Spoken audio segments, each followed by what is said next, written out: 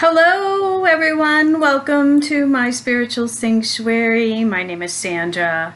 Welcome in, welcome in. Come on in, sit down and relax. Relax. We're going to be talking about the Master Key Manifesting Monday today.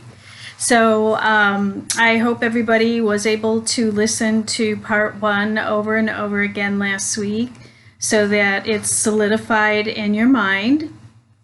And today we're going to go into part two. And then I did tell you last week that I would give you the answers to the part one questions. So let me go ahead and give those to you right off the bat. But before we get started, I just wanted to say, if you are new, I want to welcome you to my spiritual sanctuary. And please like and share and subscribe, hit the bell so that you'll be notified of all of my future videos that come up. We're going to be doing this one every Monday, okay? And then part two is tonight, and then there is 24 parts to the Master Key, so we'll be doing it for 24 weeks so that we can get the full effect, okay? And then if you're coming back, I just want to thank you so much, welcome you back, and glad that you enjoyed our first week together. And it's going to be an exciting journey on our voyage here through the Master Key for 24 weeks. So sit back, sit tight, put your seatbelt on, because here we go. All right, so let me give you the answers to the questions for part one. And for those of you who this is your first time, just listen to the first one, the first part one from last Monday. And that would have been the 7th, let's see, that would have been November 2nd. And then you'll be all caught up with us, okay? All right, perfect. So part one, the first study question was, what is the world without in its relation to the world within? And the answer to that is the world without is a reflection of the world within. Then question two, upon what does all possession depend? Answer, all possession is based on consciousness. Question three, how is the individual related to the objective world? Answer is, the individual is related to the objective world by the objective mind. The brain is the organ of the mind. Number four, excuse me, how is he related to the universal mind? Answer, he is related to the universal mind by the subconscious mind. The solar plexus is the organ of this mind. And the solar plexus, if you can see on my chart, would be the third chakra. So it's the yellow one there, okay? All right, number five, what is the universal mind? The universal mind is the life principle of every atom which is in existence. 6. How can the individual act on the universal? The ability, answer, is the ability of the individual to think is his ability to act upon the universal and bring it into manifestation.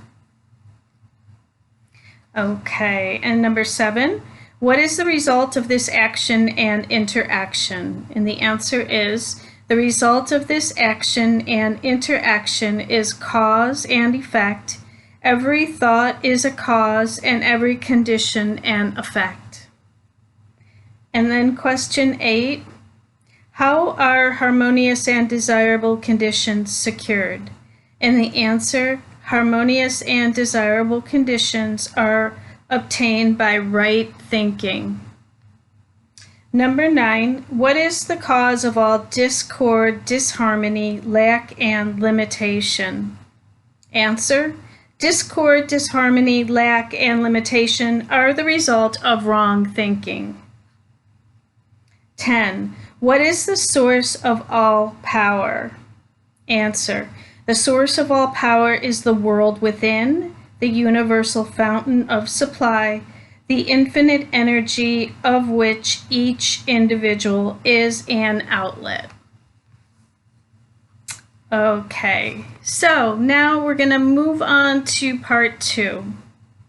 So let me just read the introduction and then we'll go through all of the enumerations so that you can get them framed in your mind, and they'll be on the video so that you can listen to them over and over and over again, okay? All right, so part 2. Our difficulties are largely due to confused ideas and ignorance of our true interests. The great task is to discover the laws of nature to which we are to adjust ourselves. Clear thinking and moral insight are therefore of incalculable value. All processes, even those of thought, rest on solid foundations. The keener the sensibilities, the more acute the judgment, the more delicate the taste, the more refined the moral feelings, the more subtle the intelligence, the loftier the aspiration, the purer and more intense are the gratifications which existence yields. Hence it is that the study of the best that has been thought in the world gives supreme pleasure. The powers, uses, and possibilities of the mind under the new interpretations are incomparably more wonderful than the most extravagant accomplishment or even dreams of material progress. Thought is energy. Active thought is active energy. Concentrated thought is a concentrated energy. Thought concentrated on a definite purpose becomes power. This is the power which is being used by those who do not believe in the virtue of poverty or the beauty of self-denial. They perceive that this is the talk of weaklings. The ability to receive and manifest this power depends upon the ability to recognize the infinite energy ever dwelling in man, constantly creating and recreating his body and mind, and ready at any moment to manifest through him in any needful manner. In exact proportion to the recognition of this truth will be the manifestation in the outer life of the individual. Part 2 explains the method by which this is accomplished. Okay. So there's going to be 20, how many is there here? There's 31 this week. I think there was, 45 last week, so not as many. And if you're new, I want to just show you, this is the Master Key System by Charles Haniel. That's the book that we're going to be using for this. So if you would like to purchase it, then that way you'll have it when we're going through it. Okay, so let's start. Part 2, number 1.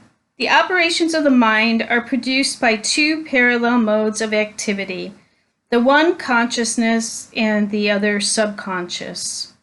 Professor Davidson says, "He who thinks to illuminate the whole range of mental action by the light of his own consciousness is not unlike the one who should go about to illuminate the universe with a rushlight." 2. The subconscious logical processes are carried on with a certainty and regularity which would be impossible if there existed the possibility of error.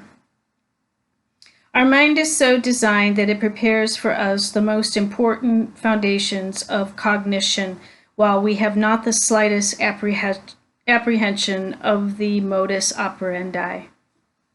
3. The subconscious soul, like a benevolent stranger, works and makes provision for our benefit, pouring only the mature fruit into our lap. Thus, ultimate analysis of thought processes shows that the subconscious is the theater of the most important mental phenomena. 4. It is through the subconscious that Shakespeare must have perceived without effort great truths which are hidden from the conscious mind of the student. The fastidious fashion marble and bronze that Raphael painted Madonna and Beethoven composed symphonies. 5. Ease and perfection depend entirely upon the degree in which we cease to depend upon the consciousness. Playing the piano, skating, operating the typewriter, the skilled trades depend for their perfect execution on the process of the subconscious mind. The marvel of playing a brilliant piece on the piano while at the same time conducting a vigorous conversation shows the greatness of our subconscious powers. 6. We are all aware of how dependent we are upon the subconscious, and the greater, the nobler, the more brilliant our thoughts are. The more it is obvious to ourselves that the origin lies beyond our ken. We find ourselves endowed with tact, instinct, sense of the beautiful in art, music, of whose origin or dwelling place we are wholly unconscious. The value of the subconscious is enormous. This is number 7. The value of the subconscious is enormous. It inspires us, it warms us, it furnishes us with names, facts, scenes from the storehouse of memory, and it directs our thoughts and tastes and accomplishes tasks so intricate that no conscious mind, even if it had power, has the capacity for. 8. We can walk at will. We can raise the arm whenever we choose to do so. We can give our attention through eye or ear to any subject at pleasure. On the other hand, we cannot stop our heartbeats, nor the circulation of the blood, nor the growth of stature, nor the formation of nerve and muscle tissue, nor the building of the bones, nor many other important vital processes. 9. If we compare these two sets of actions, the one decreed by the will of the moment and the other proceeding in majestic rhythmic course, subject to no vacillation but constant at every moment, we stand in awe of the latter and ask to have the mystery explained. We see at once that these are the vital processes of our physical life, and we cannot avoid the inference that these all-important functions are designed, withdrawn from the domain of our outward will with its variations and transitions, and placed under the direction of a permanent and dependable power within us. 10. Of these two powers, the outward and changeable has been termed the conscious mind, or the objective mind, dealing with outward objects. The interior power is called the subconscious mind, or the subjective mind, and besides its work on the mental plane, it controls the regular functions which make physical life possible. 11. It is necessary to have a clear understanding of their respective functions on the mental plane, as well as of certain other basic principles. Perceiving and operating through the 5 physical senses, the conscious mind deals with the impressions and objects of the outward life. 12. It has the faculty of discrimination, carrying with it the responsibility of choice. It has the power of reasoning, whether inductive, deductive, analytical, and this power may be developed to a high degree. It is the seat of the will, with all the energies that flow therefrom. 13.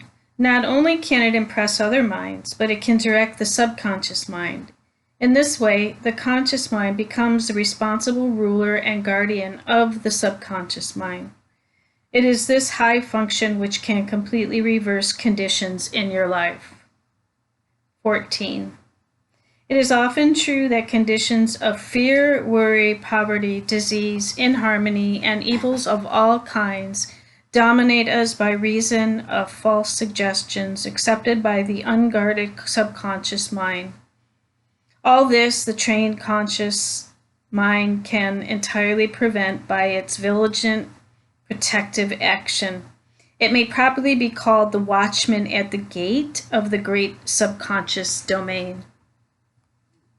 So I think you begin to understand that they're trying to give you the differential between the conscious and the unconscious mind, so you can clearly see what is controllable and what is just automatic. 15. One writer has expressed the chief distinction between the two phases of mind. Thus, conscious mind is reasoning will. Subconscious mind is instinctive desire, the result of past reasoning will. 16. The subconscious mind draws just and accurate inferences from premises furnished from outside sources.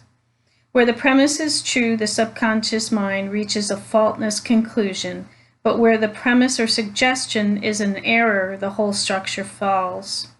The subconscious mind does not engage in the process of proving. It relies upon the conscious mind, the watchman at the gate, to guard it from mistaken impressions. 17. Receiving any suggestion as true, the subconscious mind at once proceeds to act upon in the whole domain of its tremendous field of work. The conscious mind can suggest either truth or error. If the latter, it is at the cost of wide-reaching peril to the whole being. 18. The conscious mind ought to be on duty during every waking hour. When the watchman is off duty, or when its calm judgment is suspended under a variety of circumstances, then the subconscious mind is unguarded and left open to suggestion from all sources.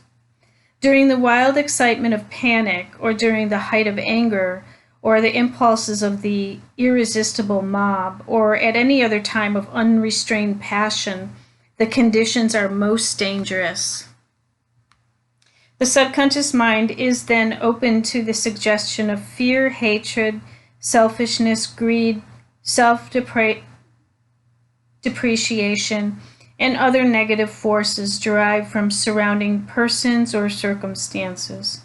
The result is usually unwholesome in the extreme, which effects that may endure to distress for a long time. Hence, the great importance of guarding the subconscious mind from false impressions. Yeah, the subconscious mind is very delicate, very sensitive, and just picks up things without consciousness. However, the subconscious mind is the part that is 95% of how we operate in life. So it's so important to recognize the difference between the two.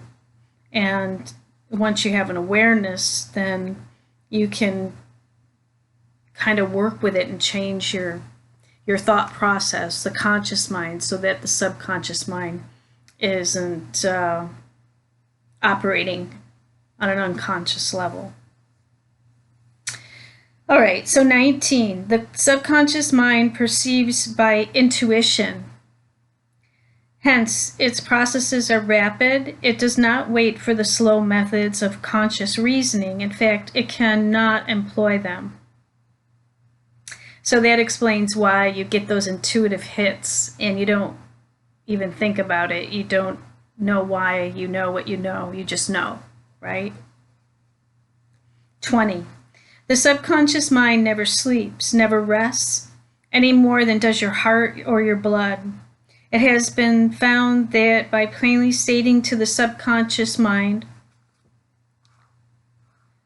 certain specific things to be accomplished, forces are set in operation that lead to a desired result. Here, then, is a source of power which places us in touch with omnipotence. Herein is a deep principle which is well worth our most earnest study. 21. The operation of this law is interesting. Those who put it into operation find that when they go out to meet the person with whom they anticipate a difficult interview, something has been there before them and dissolved the supposed differences. Everything is changed, all is harmonious. They find that when some difficult business problem presents itself, they can afford to make delay and something suggests the proper solution. Everything is properly arranged. In fact, those who have learned to trust the subconscious find that they have infinite resources at their command. 22. The subconscious mind is the seed of our principles and our aspirations. It is the fount of our artistic and altruistic ideals. These instincts can only be overthrown by an elaborate and gradual process of undermining the innate principles. 23. The subconscious mind cannot argue controversially. Hence, if it has accepted wrong suggestions, the sure method of overcoming them is by the use of a strong counter-suggestion, frequently repeated, which the mind must accept, thus eventually forming new and healthy habits of thought and life, for the subconscious mind is the seed of habit. That which we do over and over becomes mechanical. It is no longer an act of judgment, but has worn its deep grooves in the subconscious mind. This is favorable for us if the habit be wholesome and right. If it be harmful and wrong, the remedy is to recognize the omnipotence of the subconscious mind and suggest present actual freedom. The subconscious, being creative and one with our divine source, will at once create the freedom suggested. 24. To sum up, the normal functions of the subconscious on the physical side have to do with the regular and vital processes, with the preservation of life and the restoration of health, with the care of offspring, which includes an instinctive desire to preserve all life and improve conditions generally. 25. On the mental side, it is the storehouse of memory. It harbors the wonderful thought messengers who work unhammered by time or space. It is the fountain of the practical initiative and constructed forces of life. It is the seat of habit. 26. On the spiritual side, it is the source of ideals, of aspiration, of the imagination, and is the channel through which we recognize our divine source. And in proportion as we recognize this divinity, do we come into an understanding of the source of power. 27. Someone may ask, how can the subconscious change conditions? The reply is, because the subconscious is a part of the universal mind, and a part must be the same in kind and quality as the whole. The only difference is one of degree. The whole, as we know, is creative. In fact, it is the only creator there is. Consequently, we find the mind is creative, and as thought is the only activity which the mind possesses, thought must necessarily be creative also. 28. But we shall find that there is a vast difference between simply thinking and directing our thought consciously, systematically, and constructively. When we do this, we place our mind in harmony with the universal mind. We come in tune with the infinite. We set in operation the mightiest force in existence, the creative power of the universal mind. This, as everything else, is governed by natural law, and this law is the law of attraction, which is that mind is creative and will automatically correlate with this object and bring it into manifestation. 29. Last week, I gave you an exercise for the purpose of securing control of the physical body. If you have accomplished this, you are ready to advance. This time, you'll begin to control your thoughts. Always take the same room, the same chair, and the same position if possible. In some cases, it is not convenient to take the same room. In this case, simply make the best use of such conditions as may be available. Now, be perfectly still as before, but inhibit all thought. This will give you control over all thoughts of care, worry, and fear, and will enable you to entertain only the kind of thoughts you desire. Continue this exercise until you gain complete mastery. 30. You will not be able to do this for more than a few minutes at a time, but the exercise is valuable because it will be a very practical demonstration of the great number of thoughts which are consistently trying to gain access to your mental world. 31. Next week, you will receive instructions for an exercise which may be a little more interesting, but it is necessary that you master this one first. Cause and effect is as absolute and undeviating in the hidden realm of thought as in the world of visible and material things. Mind is the master weaver both of the interior garment of character and the outer garment of circumstances. James Allen. So that's part 2, my friends, and these are the study questions for this week. 11. What are the 2 modes of mental activity? 12. Upon what do ease and perfection depend? 13. What is the value of the subconscious? 14. What are some of the functions of the conscious mind? 15. How has the distinction between the conscious and the subconscious been expressed? 16. What method is necessary in order to impress the subconscious? 17. What will be the result? 18. What is the result of the operation of this law? 19. What names has been given to this law? 20.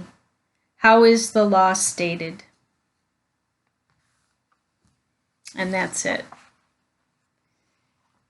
So we're taking it up a notch, and we're really getting clear on the difference between the subconscious and the conscious mind, so that once you know what is operating, then you have mastery over your mentalism.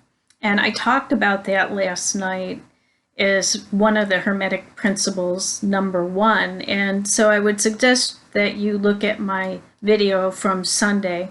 It's called Spiritually Speaking with Sandra, and it's on Hermetic philosophy and the 7 Hermetic principles. Principle number 1 is the principle of mentalism, and that's exactly what we're talking about here in the Master Key.